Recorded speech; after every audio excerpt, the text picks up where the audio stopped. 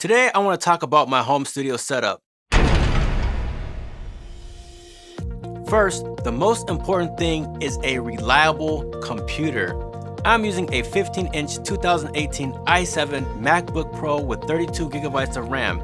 And if you must know, I'm using OS High Sierra. I'm not ready to upgrade quite yet due to compatibility issues between programs. Next thing is my audio interface. If you are new to recording, an audio interface is a way to get external sources of sound in and out of your computer. I chose the Antelope Orion Rev 2017. The question is, why? At the time, there were no other interfaces on the market that offered what I was looking for. To take it a step further, I was looking for an interface that would accompany my summing mixer. I will talk more about that in a minute. The Orion Studio is equipped with 4 mic pre's on the front and 8 on the rear. In addition, it has 16 outs via DB25 connector. This allows me to send audio from my computer to my summing mixer.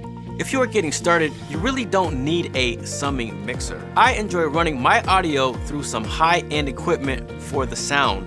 This is why I chose the Neve Satellite 5059.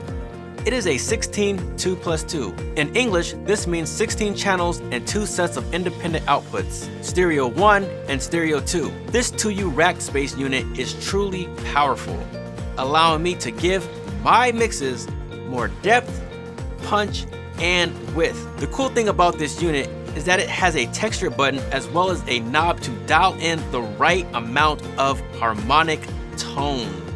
Other features include inserts and stereo to send, which allows me to further process the audio independently, that is. I mean, so much flexibility with the summing mixer.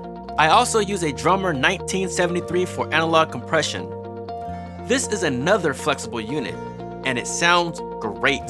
When I decide to get more outboard gear, I have the choice of putting my Samson S-Patch Patchbay to use. This item is not a necessity, but it's cool to have for quick routing operations. Although the preamp sounds really nice and clean inside the Orion Studio, I do love that tube sound from the Art MP. I highly recommend you pick this device up. This sounds good on just about everything you run through it. Now for the monitors, I use my trustworthy Rokit 8. It's probably a bit of an overkill as I have the 8-inch woofer on them, but because I don't have an independent subwoofer, it helps me hear that low end. Oh, and yes, I did customize them with a paint job. Let's talk about the elephant in the room. That is the 34-inch LG ultra-wide monitor. At first, I thought about getting 2 monitors, but then I thought, why not have one wide monitor? This monitor has been a time saver as well as a game changer when it comes to productivity. So how is all of this stuff connected to my laptop? Well, there's a secret. The secret is a Caldigit TS3. This is a powerful hub that expands my laptop into a desktop. I won't get into the specs, but it is worth checking out their latest models. To protect this big investment, I have invested in a Furman Pl 8C+. This is known as a power conditioner. I also use a surge protector, which is the Furman SS6B. I love this because I'm able to plug in big power bricks. Also, it has a 15-foot power cord, which makes it easy to run along walls out the way.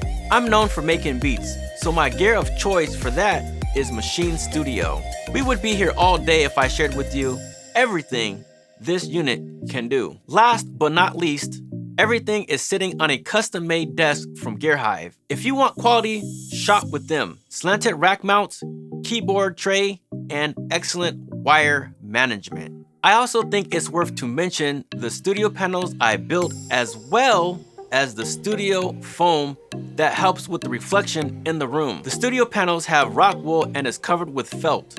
The foam panels are 2 inches thick. They help with the reflections of sound bouncing all over the walls. If you found this information to be valuable, click the like button and consider subscribing. Thank you for tuning in, and we will see you on the next video. We out.